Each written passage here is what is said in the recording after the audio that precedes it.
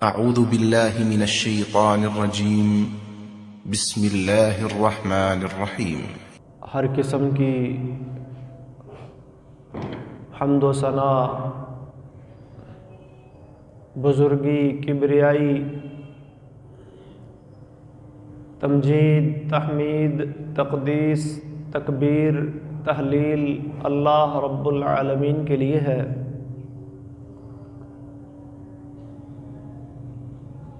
کہ جس مالک الملک نے ہمیں انسان بنایا، اسلام قبول کرنے کی توفیق عطا فرمائی، توحید کی نعمت عطا فرمائی،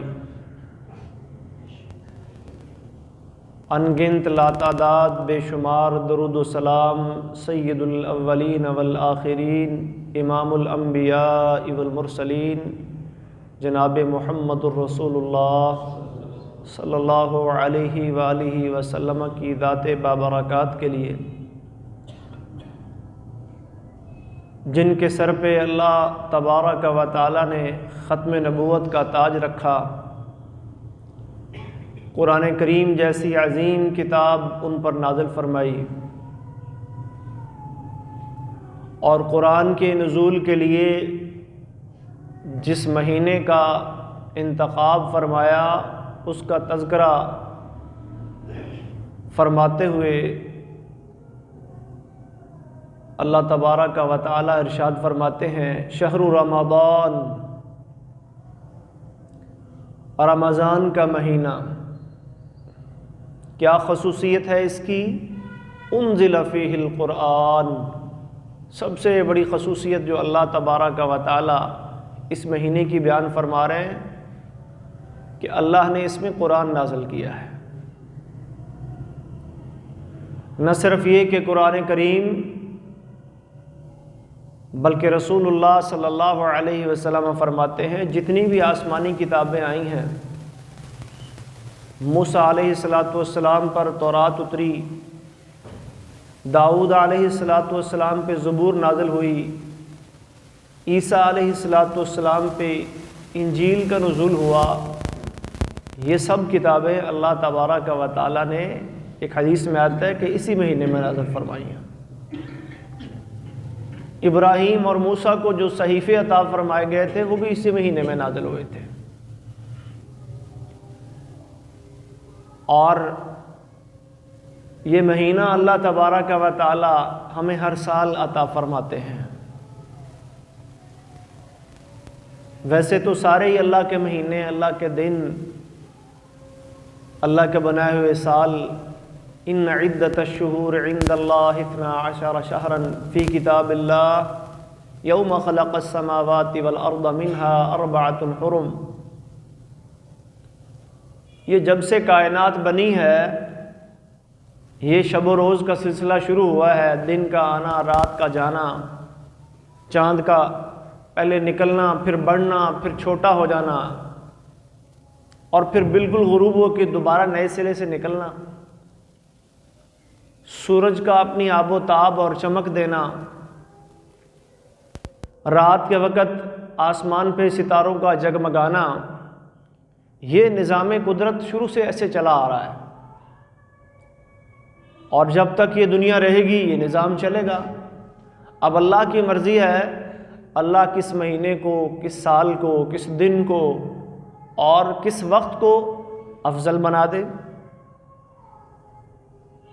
یہ اللہ رب العالمین کا اختیار ہے۔ اللہ نے یہ اختیار کسی انسان کو نہیں دیا کہ آپ اپنی مرضی سے کسی مہینے کے بارے میں یہ کہہ لیں جی فلاں مہینہ بڑا اعلیٰ اور افضل مہینہ ہے، فلاں دن بڑا اعلیٰ اور افضل دن ہے، فلاں وقت بڑا اعلیٰ اور افضل وقت ہے، بلکہ دین اسلام ہمیں منع کرتا ہے کہ آپ اپنی مرضی سے یہ کام نہیں کر سکتے۔ اب جیسے جمعہ کا دن ہے، نبی علیہ السلام نے اس دن کے بڑے بھی برکات اس کی بیان فرمائی ہیں، اس کے فضائل، مناقب اور خصائص بیان فرمائے ہیں۔ اس دن مسلمان اکٹھے ہوتے ہیں، جمعے کا اجتماع ہوتا ہے، خطبہ ہوتا ہے، قرآن و سنت کے مسائل بیان کیے جاتے ہیں، ایک مخصوص نماز جمعہ کی ادا کی جاتی ہے، ہم سب یہ کیوں کرتے ہیں؟ کیونکہ اللہ نے قرآن میں اس کا ذکر کیا، محمد رسول اللہ صلی اللہ علیہ وسلم نے یہ ہمیں کر کے دکھایا، احادیث میں آتا ہے۔ اس کو سید الایام کہا گیا، یہ دنوں کا سردار ہے، یہ مسلمانوں کی ہفتے کے بعد آنے والی ایک عید ہے۔ اس دن کے بارے میں آیا کہ اللہ نے حضرت انسان کو اسی دن بنایا تھا، جمعہ کے دن،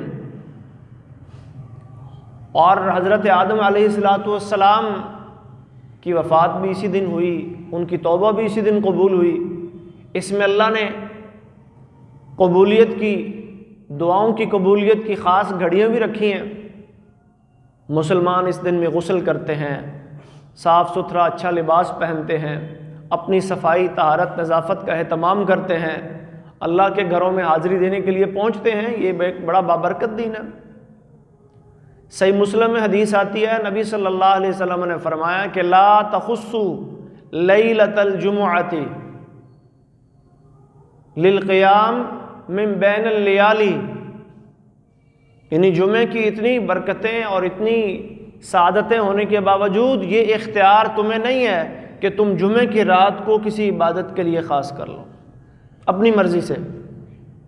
ویسے تو ہر رات آپ قیام اللیل کر سکتے ہیں، تہجد پڑھ سکتے ہیں، صلاۃ اللیل آپ کریں، لیکن خاص اہتمام کے ساتھ یہ کہنا کہ بھئی جمعہ کی جو رات ہے، اس رات جو عبادت ہوگی وہ باقی راتوں کی عبادت کے مقابلے میں زیادہ افضل، زیادہ بہتر ہے، یہ آپ نہیں کر سکتے، منع کر دیا۔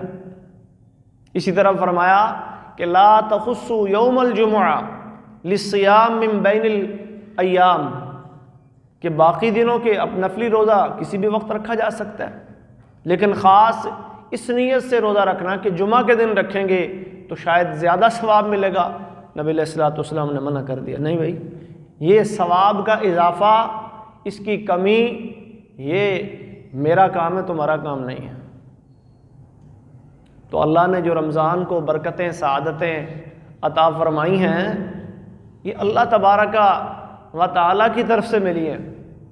ہمارے لیے حکم یہ ہے کہ ہم دلیل کے اوپر کھڑے ہو جائیں، نص کے اوپر کھڑے ہو جائیں، کتاب و سنت کے، اللہ اور اس کے رسول کے حکم پہ ہم نے سمعنا و اطعنا، اللہ ہم نے سن لیا، ہم نے مان لیا۔ یہ ہے مومن کا کام، یہ ہے مسلم کا کام۔ اسلم وجہہ للہ، بس اسلام لانے کے بعد، کلمہ پڑھ لینے کے بعد، مسلمان ہو جانے کے بعد، اللہ میرے اختیار میں کچھ نہیں ہے، اب وہی ہوگا جو تو چاہے گا، تیری رضا، تیرا چہرہ، تیری خوشنودی، اس کے لیے ہر عمل ہوگا۔ اور طریقہ کس کا ہوگا؟ اللہ جو تو نے نبی ہمارے اندر بھیجا، جس کی زندگی کو تو نے لقد کان لکم فی رسول اللہ اسوۃ حسنہ، بہترین نمونہ، ماڈل بنایا، جن کی اطاعت و اتباع کا اللہ تو نے حکم دیا، اطیعوا اللہ و اطیعوا الرسول ولا تبطلوا اعمالکم۔ لوگو، اللہ کی اطاعت، اللہ کے رسول کی اطاعت، اعمال برباد نہ کر بیٹھنا۔ تو کوئی بھی عمل جب تک اس میں اخلاص نہ ہو، جب تک اس میں محمد الرسول اللہ صلی اللہ علیہ وسلم کے طریقے کی پیروی نہ ہو، وہ اللہ کی بارگاہ میں قبول نہیں ہو سکتا۔ اب رمضان کی برکتیں اور سعادتیں جو اللہ تبارک و تعالیٰ نے اس مہینے میں رکھی ہیں، ہر مسلمان کی خواہش ہوگی ان کو سمیٹے، زیادہ سے زیادہ بھلائی اور نیکی کے کاموں میں بڑھ چڑھ کے حصہ لے۔ لیکن یہ بنیادیں ہمیں نہیں بھولنی چاہیے کہ رمضان ہماری زندگیوں میں آتا کیوں ہے، یا اللہ نے روزے ہمارے اوپر کیوں فرض کیے؟ فرمایا لعلکم تتقون، روزوں کی فرضیت اس لیے ہے، سب سے پہلا جو کام اللہ تبارک و تعالی ہمارے اندر دیکھنا چاہتے ہیں، میں اور آپ کیسے بن جائیں؟ اللہ سے ڈرنے والے بن جائیں، ہمارے دلوں میں اللہ کا ڈر آ جائے، تقوی آ جائے، پرہیزگاری آ جائے، اور یہ تقوی کسی خاص جگہ، کسی خاص وقت تک محدود نہ رہے، بلکہ اتق اللہ حیثما کنت، آپ جہاں کہیں بھی ہوں، آپ خلوت میں ہوں، تنہائی میں ہوں، آپ جلوت میں ہوں، لوگوں کے سامنے ہوں، آپ اللہ کے گھر میں بیٹھے ہوں، آپ اپنی دکان، اپنے بازار، اپنے کسی کام کے لیے گئے ہوئے ہوں، آپ اپنے کھیت و کھلیان میں ہوں، جہاں بھی ہوں، آپ کے دل میں اللہ کا ڈر ہونا چاہیے۔ اسی کو تقویٰ کہتے ہیں۔ یہی وہ چیز ہے جو اللہ تبارک و تعالی اہل ایمان میں دیکھنا چاہتے ہیں۔ یا ایھا الذین آمنوا کتب علیکم الصیام کما کتب علی الذین من قبلکم لعلکم تتقون۔ دوسرے مقام پہ اللہ فرماتے ہیں یا ایھا الذین آمنوا ان تتقوا اللہ یجعل لکم فرقانا، اگر تم اللہ سے ڈرنے والے بن جاؤ گے، اپنے دل میں اللہ کا ڈر بٹھا لو گے کہ اللہ اکبر، اللہ سب سے بڑا ہے، وَهُوَ السَّمِيعُ الْعَلِيمُ، وہ سب کچھ سننے والا ہے، وہ سب کچھ جاننے والا ہے، لا تخفى علیہ خافیہ، کوئی چیز اس سے چھپی ہوئی نہیں ہے، علیم بذات الصدور، وہ انسانوں کے سینوں کے راز تک جانتا ہے۔ ان تتقوا اللہ، اگر تم صحیح معنوں میں اللہ سے ڈرنے والے بن جاؤ، یجعل لکم فرقانا، اللہ فرماتے ہیں اللہ تمہارے دلوں میں، تمہاری زندگیوں میں ایک ایسی نعمت لے آئے گا، یجعل لکم فرقانا، کہ تمہارے دل روشن ہو جائیں گے، تمہارے دماغ، تمہارے قلوب، تمہارے اذہان منور ہو جائیں گے، اللہ تمہیں حق اور باطل میں، صحیح اور غلط میں، نیکی اور بدی میں پہچان کرنے کی تمیز عطا فرما دے گا، اللہ تمہیں ہدایت کی دولت سے مالا مال کر دے گا۔ یجعل لکم فرقانا ویکفر عنکم سیئاتکم، اور اس کے ساتھ ساتھ اور کیا کرے گا؟ اللہ تمہارے گناہ، تمہاری سیئات یہ مٹا دے گا۔ واللہ ذو الفضل العظیم، اور یہ تو دو نمونے اللہ نے بتائے نا، فرمایا اللہ کا فضل بہت بڑا ہے۔ تو محترم بھائیو، رمضان سے جو ہم نے سب سے پہلی چیز حاصل کرنے کی کوشش کرنی ہے وہ ہے اللہ کا تقویٰ، جس کے لیے اللہ نے ہماری زندگیوں میں یہ رمضان کے روزے فرض کیے۔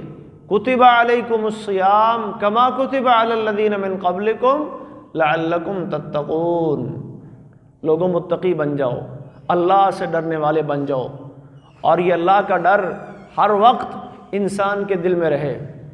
اگر زندگی میں کبھی بھی اللہ کی نافرمانی کا، گناہ کا، کسی خطا کی طرف جانے کا موقع آئے، فوراً دل میں خیال آئے انی اخاف اللہ، نہیں بھائی میرا رب مجھے دیکھ رہا ہے، مجھے سن رہا ہے، میرا عمل ریکارڈ ہو رہا ہے، میری ایک ایک بات نوٹ ہو رہی ہے۔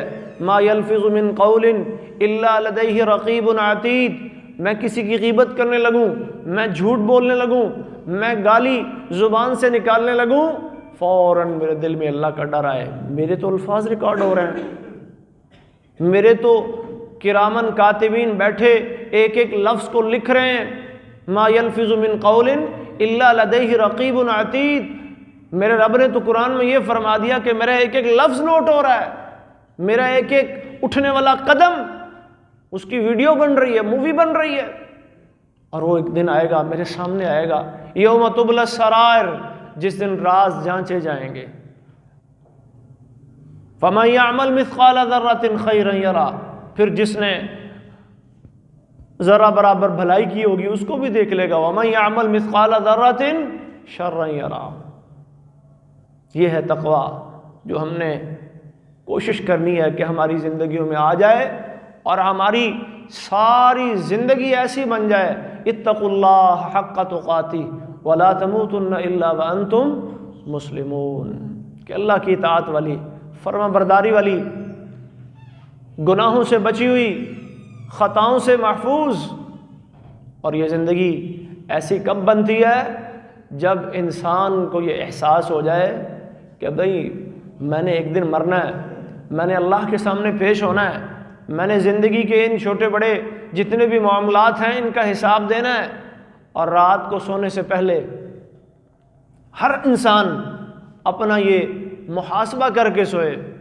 رمضان کا دوسرا بڑا مقصد بھی محترم بھائیو یہی ہے کہ وہ ہمیں احساس دلانا چاہتا ہے۔ نبی علیہ الصلوۃ والسلام فرماتے ہیں نا، من صام رمضان ایمانا واحتساب، اپنا احتساب کرنا ہے، اپنا محاسبہ کرنا ہے، اپنے آپ کو دیکھنا ہے، میں کل کہاں تھا، آج کہاں ہوں، پچھلے سال میں رمضان میں کہاں کھڑا تھا اور اس سال میں کہاں کھڑا ہوں۔ سال گزر گیا، رمضان میری زندگی میں پھر آ گیا۔ نبی علیہ الصلوۃ والسلام نے تو یہ فرمایا تھا کہ جس شخص نے زندگی میں رمضان کو حاصل کیا فلم یغفر، اور رمضان کے آنے کے باوجود وہ اپنے آپ کے گناہ بخشوا نہ سکا، اپنی مغفرت کا سامان اللہ سے نہ لے سکا، ابعدہ اللہ، یہ ہلاک ہو جائے گا، یہ ذلیل ہو جائے گا۔ اور رغم انف رجل، اس آدمی کی ناک خاک آلود ہو جائے جس کی زندگی میں رمضان آیا اور اس کے گناہ معاف نہ ہو سکے، کیونکہ یہ تو مغفرت کا مہینہ تھا، یہ تو معافی کا مہینہ تھا، یہ تو توبہ اور استغفار کا مہینہ تھا۔ لیکن میں کیسا انسان ہوں کہ میری زندگی ساری گناہوں سے لتڑی ہوئی ہے، مجھے حلال اور حرام میں کوئی فرق ابھی تک نہیں کرنا آیا، میرے مالی معاملات، معاشی معاملات، میرے گھریلو عائلی زندگی کے معاملات اللہ کی نافرمانی میں جکڑے ہوئے ہیں۔ رمضان تو میری زندگی میں تقویٰ نہیں لے کے آ سکا۔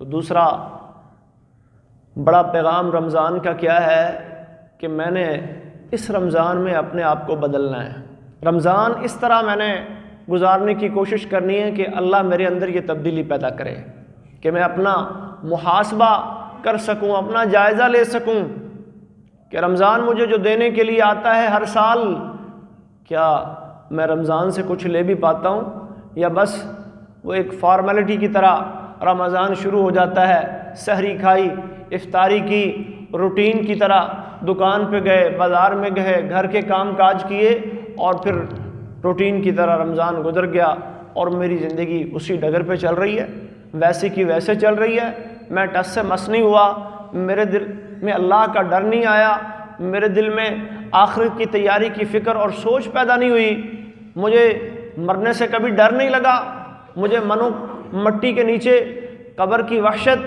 اور تنہائی میں جانے سے کبھی خوف نہیں آیا۔ رمضان تو اس لیے آتا تھا، اللہ اکبر، نبی علیہ الصلوۃ والسلام نے فرمایا ان الصلاۃ تنہی عن الفحشاء والمنکر، نماز کیا کرتی ہے؟ یہ آپ کو بے حیائی اور برائی سے منع کرتی ہے، روکتی ہے، بچاتی ہے۔ روزہ بھی اسی لیے تھا۔ روزے نے کیا کرنا تھا؟ روزے نے، نبی علیہ الصلوۃ والسلام فرماتے ہیں الصوم لی، یہ روزہ تیرے اندر اخلاص پیدا کرنے کے لیے آیا تھا، تجھے وما امروا الا ليعبدوا الله مخلصین لہ الدین، تجھے یہ سبق سمجھانے کے لیے آیا تھا کہ دین خالص اللہ کے لیے ہے، اور دین ہے ہی وہ جو اللہ کی طرف سے اترا ہے، میری بات، تیری بات، فلاں کی بات، یہ دین نہیں۔ ابھی تک مجھے یہ سمجھ نہیں آ سکی، میں تو روایات میں الجھا رہا، میں دیکھتا رہا فلاں کیا کہہ رہا ہے، فلاں کی سن لوں، فلاں کی مان لوں۔ مخلصین لہ الدین، دین تو مجھے یہ پیغام دینے کے لیے آیا تھا ان صلاتی و نسکی و محیای و مماتی للہ رب العالمین، میری نماز، میری قربانی، میرا جینا، میرا مرنا، یہ کس کے لیے ہے؟ للہ، اللہ کے لیے، یہ اخلاص پیدا کرنے کے لیے۔ انما الاعمال بالنیات، بارہا میں نے یہ حدیث سنی، ان اللہ لا يقبل من العمل الا ما كان خالصا وابتغي به وجه اللہ، یہ مجھے اللہ کے نبی نے بتایا، لوگوں سن لو، اللہ وہی عمل قبول کرے گا جو خالص اس کی رضا کے لیے یہ جائے، جس کے اندر اللہ کی رضا، اللہ کی خوشنودی مطلوب ہو، اللہ کے چہرے کی تلاش ہو، وہ عمل اللہ کی بارگاہ میں قبول ہونا ہے۔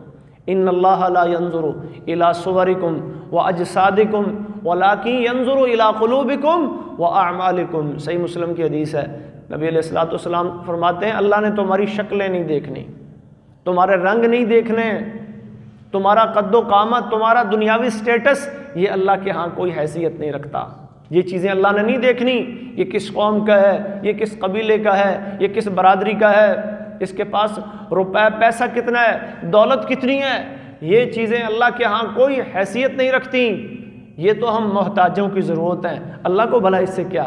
واللہ الغنی وانتم الفقراء، اللہ تو غنی ہے، یا ایھا الناس انتم الفقراء الی اللہ، اے لوگو تم سب اللہ کی جناب میں محتاج ہو۔ یہ تو ہم محتاجوں کی ضرورتیں ہیں،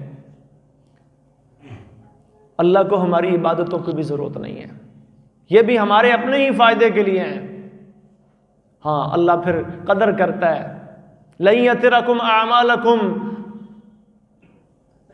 ما کان اللہ لیضیع ایمانکم، اللہ پھر ہمارے ایمان کی بے قدری نہیں کرتا، ہماری نمازوں کو، ہمارے اعمال کو اللہ ضائع نہیں کرتا۔ لن یترکم اعمالکم، اللہ تمہارے اعمال کا اجر دینے میں کمی نہیں کرے گا، اللہ پھل دے گا۔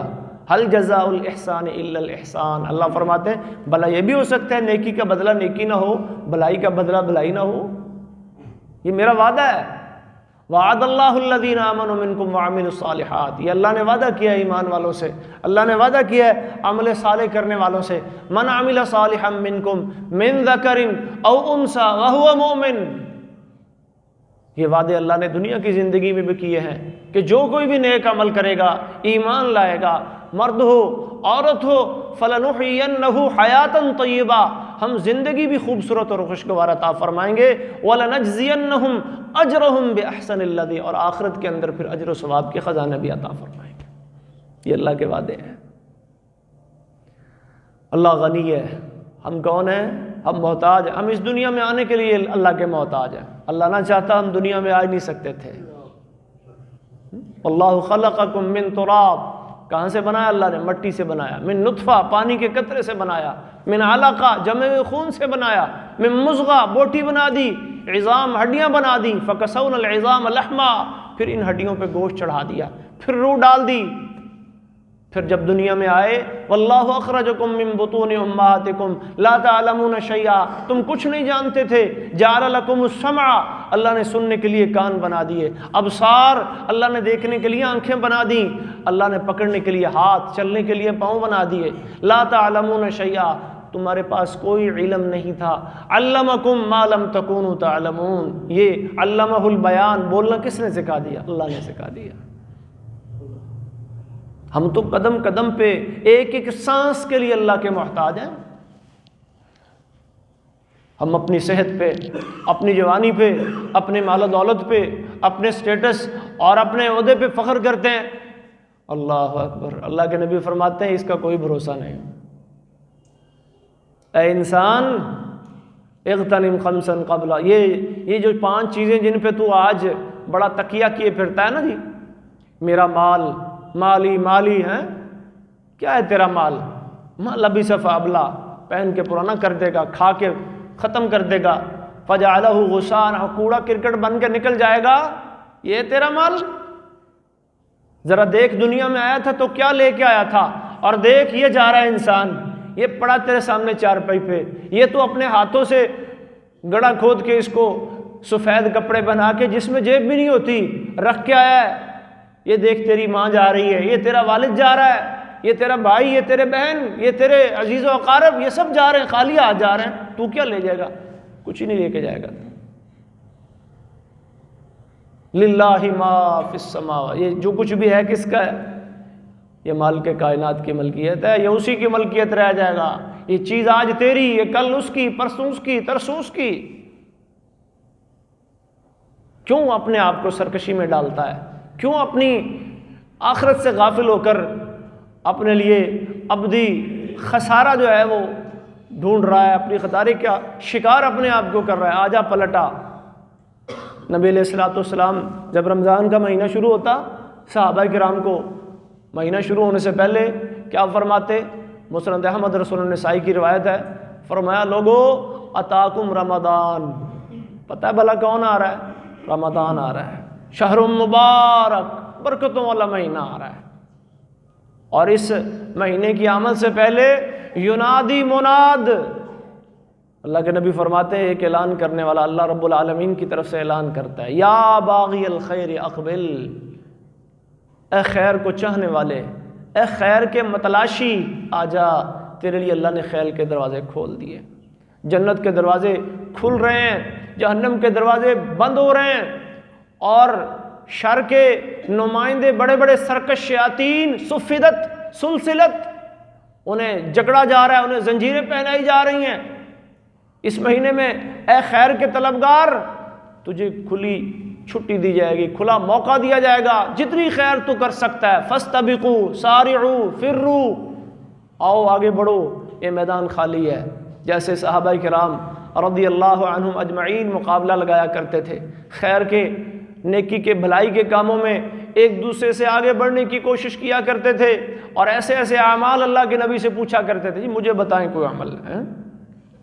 ابو امامہ باہلی رضی اللہ تعالیٰ عنہ کہتے ہیں نبی علیہ الصلوۃ والسلام نے ہمیں جہاد پہ بھیجا، غزوے کے لیے بھیجا، تو میں بھی اس غزوے کا سپاہی تھا، تو میں نبی صلی اللہ علیہ وسلم کے پاس آیا اور دعا کی درخواست کی، اللہ کے نبی میرے لیے شہادت کی دعا کر دیں، میں شہید ہو جاؤں۔ نبی علیہ الصلوۃ والسلام نے یہ عرض سنی اور دعا کیا کہ اللہم غنمہم وسلمہم، اے اللہ یہ میرے ساتھی، یہ میرے صحابہ، یہ میرے شاگرد جا رہے ہیں تیرے راستے میں، اے اللہ ان کو سلامتی سے لے آ اور انہیں غنیمت بھی عطا فرما۔ ابو ماما کہتے ہیں غزوہ ہو گیا، اللہ نے ہمیں فتح عطا فرمائی اور ہم صحیح سلامت نبی علیہ الصلوۃ والسلام کے پاس مدینے واپس آ گئے، اللہ نے غنیمت کا مال بھی دیا۔ پھر میں آیا نبی صلی اللہ علیہ وسلم کی خدمت میں نے عرض کی اللہ کے رسول، یہ میں نے جہاد پہ جانے سے پہلے آپ سے شہادت کی دعا کی درخواست کی تھی، آپ نے وہ نہیں کی، اب مجھے بتائیں دلنی علی عمل اذا عملتہ ادخلنی اللہ الجنہ، مجھے کوئی خاص کام بتا دیں جب میں وہ عمل کروں تو بس میں جنت میں جانا چاہتا ہوں، اللہ کی جنتوں کا مہمان بننا چاہتا ہوں، مجھے وہ عمل بتائیں جو میں کروں اور اللہ کی جنتوں کا مہمان بن جاؤں۔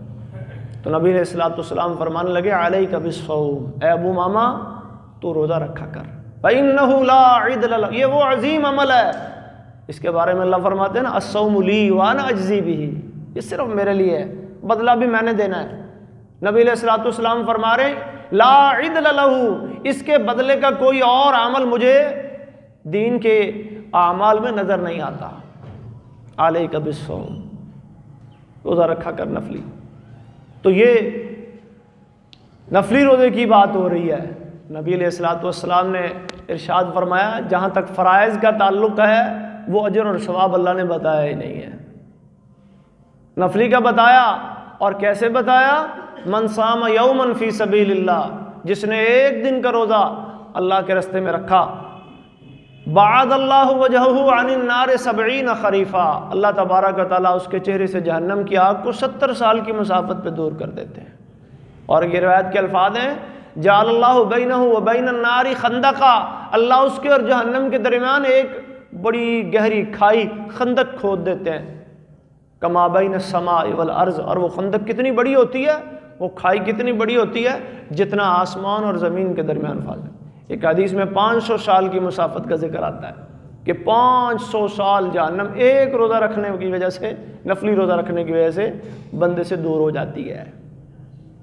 اللہ اکبر، یہ کتنے بڑے اور عظیم عمل ہیں جن کا موقع اللہ تبارک و تعالی ہمیں ایک دفعہ پھر ہماری زندگیوں میں یہ رمضان لے کے آ رہے ہیں۔ اللہ صحت و عافیت کے ساتھ یہ رمضان لے کر آئیں، اور اللہ وہ چیزیں جو ہم سے اللہ کو مطلوب ہیں وہ پوری کرنے کی بھی ہمیں توفیق دیں، تقویٰ ہماری زندگیوں میں آ جائے، اخلاص آ جائے، اور رمضان کا جو تیسرا بڑا پیغام ہے گناہوں کی بخشش، من صام رمضان ایمانا واحتسابا غفر له ما تقدم من ذنبه، اس چیز کو اللہ کے نبی نے تین اعمال سے جوڑا ہے۔ رمضان کے روزے جو رکھے گا اس کے بھی گناہ معاف، من قام رمضان، جو رمضان کی راتوں کا قیام کرے گا، اور من قام لیلۃ القدر، جو رمضان کی راتوں میں ایک رات آخری عشرے کی طاق راتوں میں ہوتی لیلۃ القدر، بڑی عظیم رات ہے، خیر من الف شہر، جو 1000 مہینوں سے بھی بہتر اللہ فرما رہے ہیں۔ فرمایا جس نے اس کا قیام کر لیا غفر له ما تقدم، معلوم ہوا کہ اللہ ہمیں بخشنا چاہتے ہیں، ہمیں معاف کرنا چاہتے ہیں، اللہ معافی اللہ کو پسند ہے۔ اللہ اکبر، اللہ معاف کرنا پسند۔ ایک حدیث میں آتا ہے نبی صلی اللہ علیہ وسلم نے فرمایا کہ اگر تم گناہ نہ کرو، اگر تم غلطیاں نہ کرو اور اللہ تمہیں بار بار معاف نہ کرے تو اللہ تمہیں لے جائے اور تمہاری جگہ کو اور قوم لے آئے۔ اسی لیے اللہ تبارک و تعالیٰ نے کل بنی آدم خطا، یہ انسان کی طبیعت میں رکھی ہے غلطی، خطا، وخیر الخطائین التوابون، بہترین کون ہے؟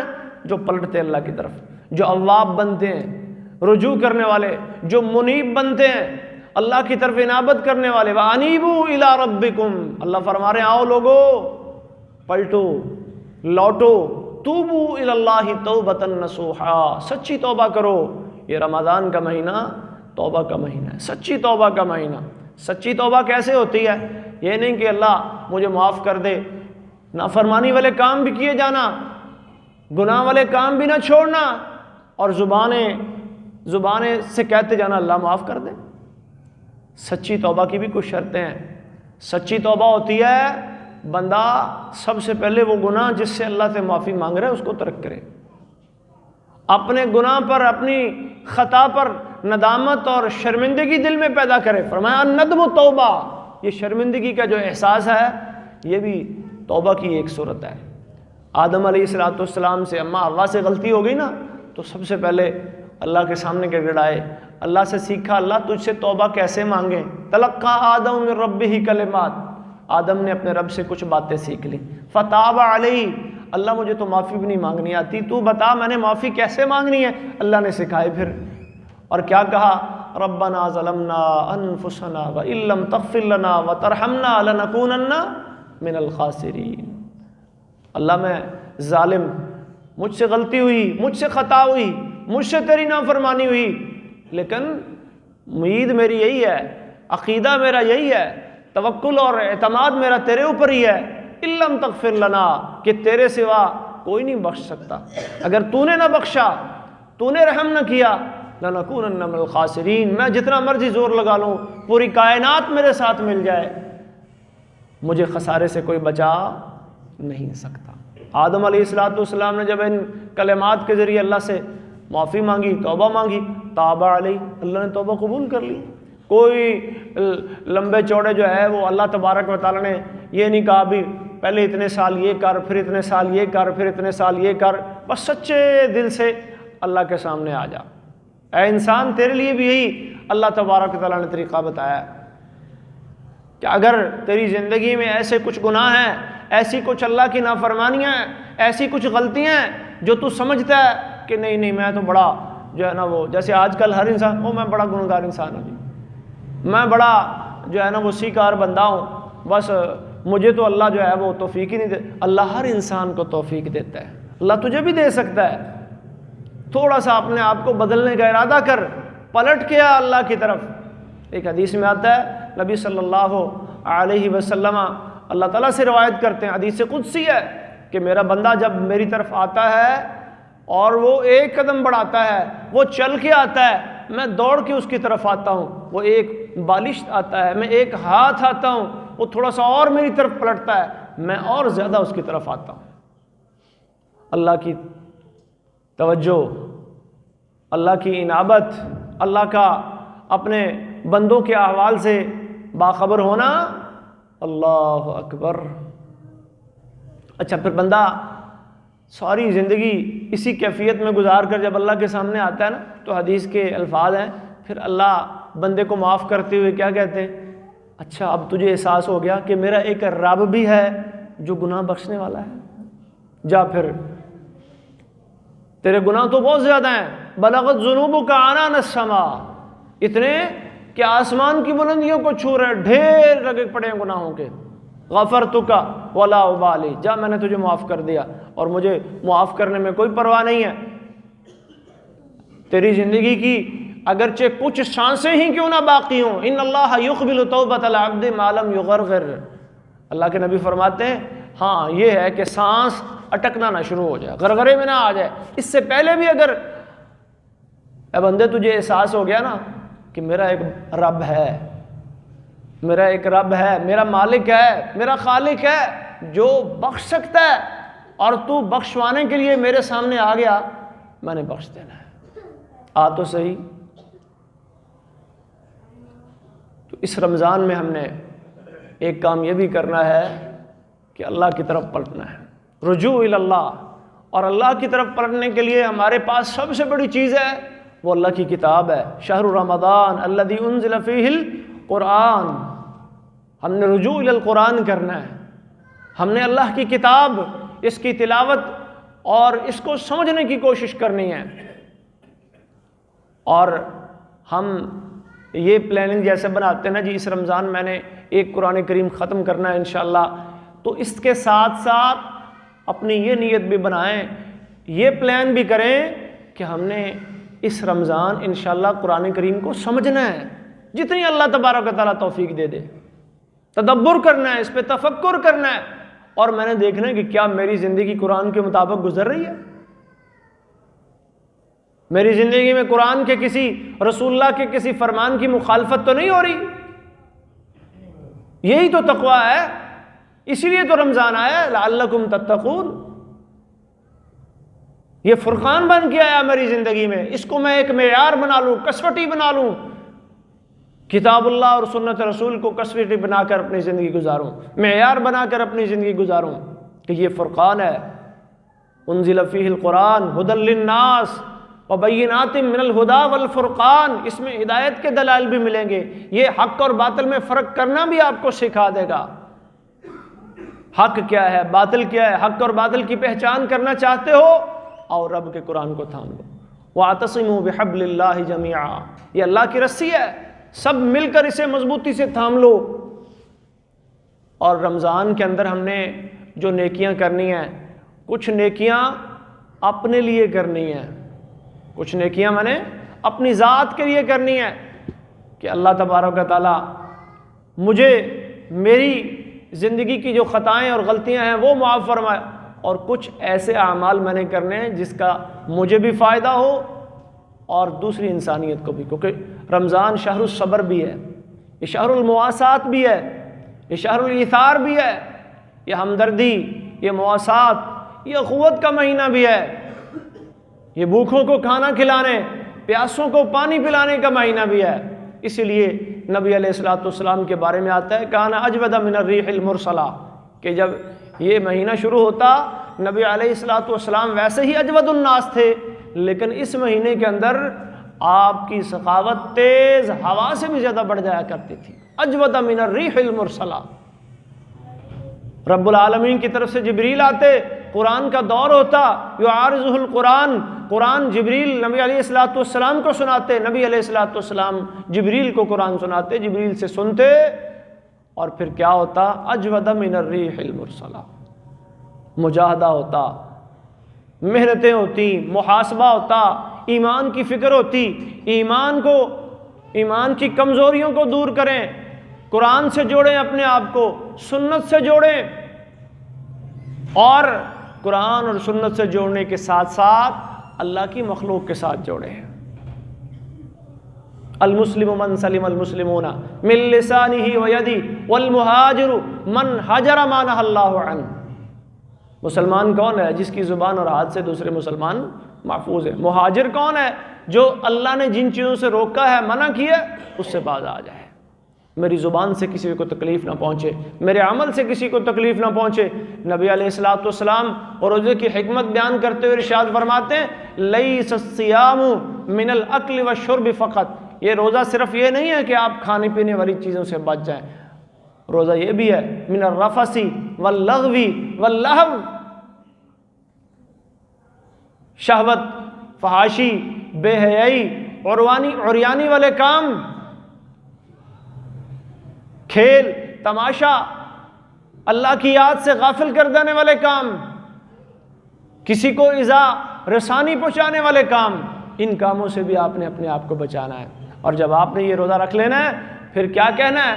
کوئی آپ کو گالی دے رہا ہے، کوئی آپ سے جھگڑ رہا ہے، کوئی آپ کو سب و شتم کر رہا ہے، انی صائم، پھر اپنا کردار آپ نے پیش کرنا ہے، نبی میں تو روزے سے ہوں، روزے کی حالت میں ایسی کوئی غلط سلط بات نہیں کروں گا،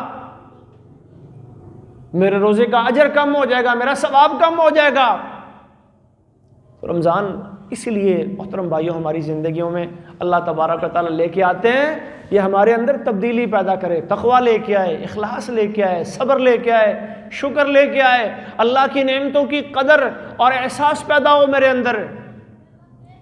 یہ چیزیں میں نے اس رمضان میں گین کرنے کی، حاصل کرنے کی کوشش کرنی ہے، اور اس میں جو کمی کوتاہی ہے اس کو دور کرنا ہے، ورنہ پھر رمضان روٹین کی طرح ہر سال آئے گا، گزر جائے گا، چلا جائے گا، میری ڈگر ویسی کی ویسی ہے، میں نے اپنے آپ کو بدلنا ہے۔